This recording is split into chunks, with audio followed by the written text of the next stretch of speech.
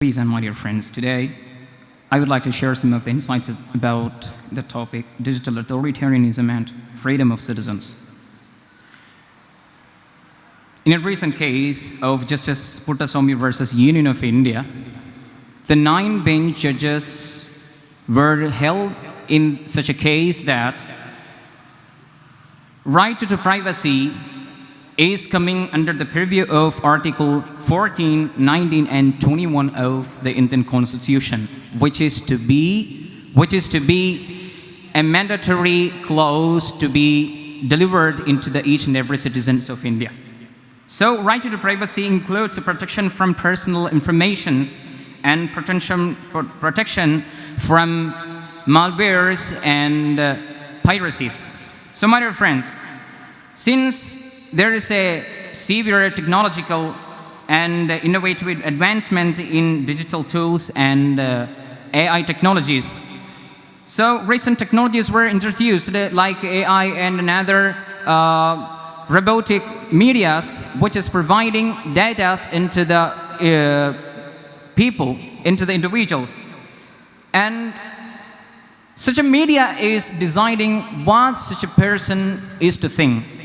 Media is a person, such a technology, such an algorithm is deciding what such a person is to be think, where he needs to go, where he should search, and what is to be provided into such a situation, such a citizen.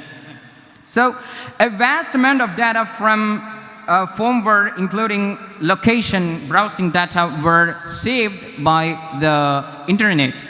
So, the data provided by AI may be off-biased, and may be supportive to the nether parties. So, by the development of platforms and rapid technological advancement, this leaves a greater gap in the legal protection. So, when we get into the Act, in the explanation of Article 14, there is a case that K. Abbas versus Union of Madras, State of Madras. In that, the court decided that the individual freedom, the freedom of expression, is a vital part. And in 2000, the Information Technology Act was introduced. This is such an act exclusively introduced to protect the malwares, to protect the individuals from the frauds of information technology. But since when the BJP government introduced them, when the BJP government delivered, or they just accessed the Pegasus into the many politicians, into many officials, they made a severe injunction, they made a severe injury to the individual freedom of the citizens. You know, there is another case of a prisoner that he wrote his autobiography, which he made his experience during his trials. And later, the police officials gave a petition against the publication of his autobiography, and contended that the individual freedom is a prime thing that is to be considered, and the publication of such a biography is to be terminated, it to be injunction. So, amongst the international publishers, series says that more than 300 numbers, more than 300 phones were targeted by the Pegasus system. So, they targeted politicians, journalists, and human rights activists.